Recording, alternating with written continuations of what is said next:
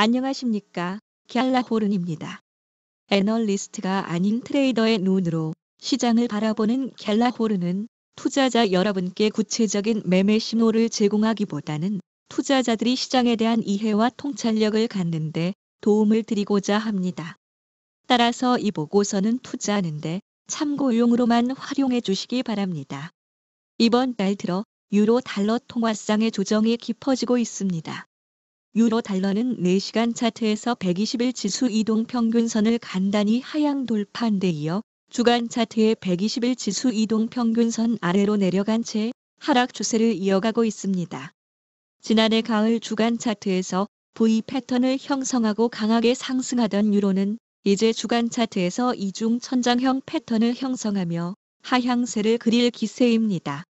주간 차트에서 120일 지수 이동 평균선이 지지선으로 기능을 상실한 만큼 20일 이동 평균선이 지지선으로 작용할지 지켜봐야겠습니다.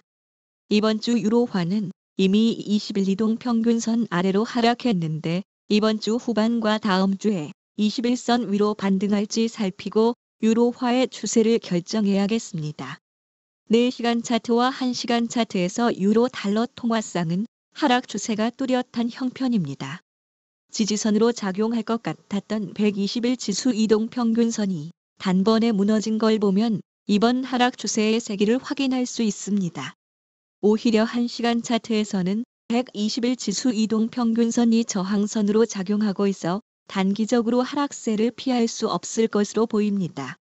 오늘 새벽 미국 연방준비제도의 공개시장위원회 회의록이 공개된 데 이어 한국 시각으로 밤 9시 30분에 전분기 대비 미국 GDP 상승률 예비치가 발표됩니다.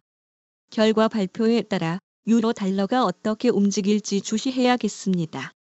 줄곧 조정을 보이고 있는 유로 달러는 어제 오후와 오늘 새벽에도 뒷걸음질 쳤습니다. 어제 오후에 공개된 독일 IFO 기업 환경지수는 91.7을 기록해 지난달에 공개된 93.4뿐 아니라 시장이 예상한 93.0을 밑돌아 유로화 약세에 영향을 끼쳤습니다. 또 우리나라 시각으로 오늘 새벽 3시에 공개된 미국 FOMC 회의록에서 연준이 예상보다 매파적인 것으로 확인되면서 달러가 강세를 보였습니다. 미국 달러화 가치를 보여주는 달러 인덱스 역시 한때 103.911까지 올라 달러의 강세를 보여줬습니다.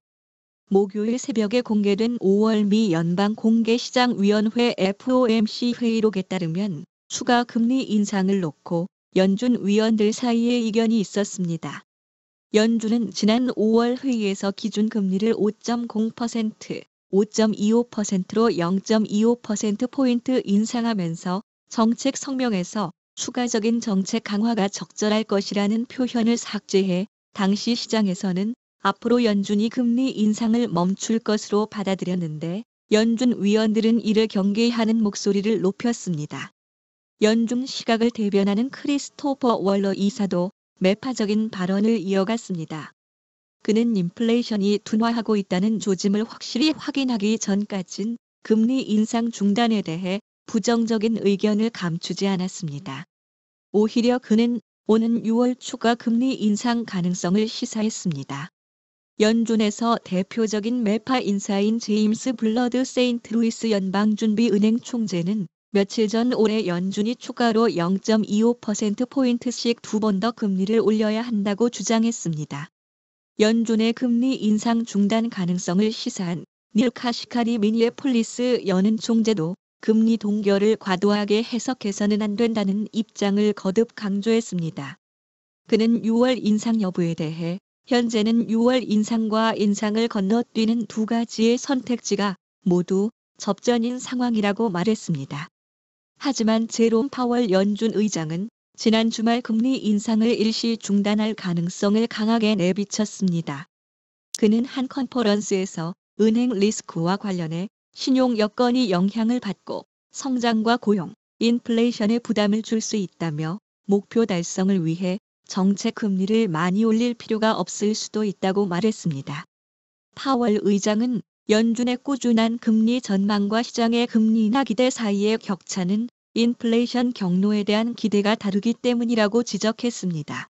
블룸버그는 파월의 발언 이후 연준이 다음 달 FOMC 정례회의에서 금리를 인상할 것으로 전망한 투자자들이 33%에서 13%로 줄었다고 전했습니다.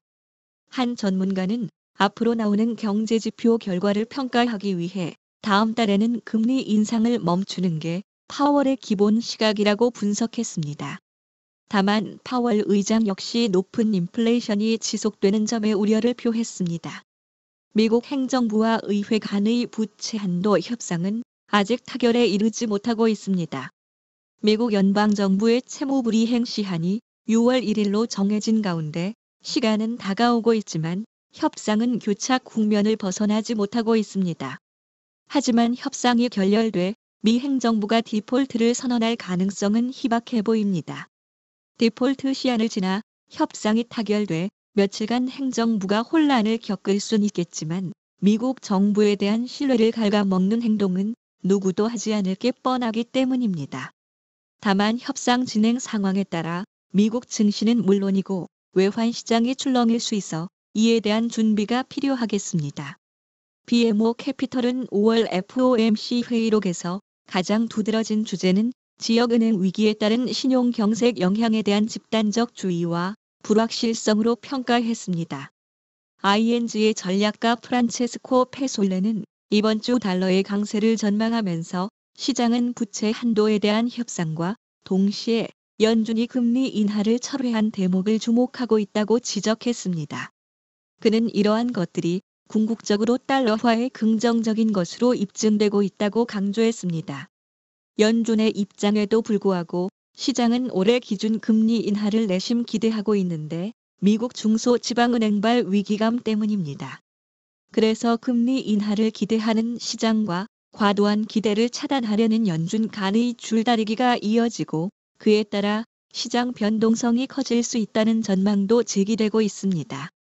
한편 미국 경제에 스태그플레이션의 우려가 일고 있는데 올 1분기 성장률이 예상보다 낮은 와중에 인플레이션은 더 높게 나왔기 때문입니다. 2분기 이후 경기 침체 폭이 커질 것이라는 전망이 힘을 받고 있는데 인플레이션은 여전히 누그러질 기미를 보이지 않고 있습니다.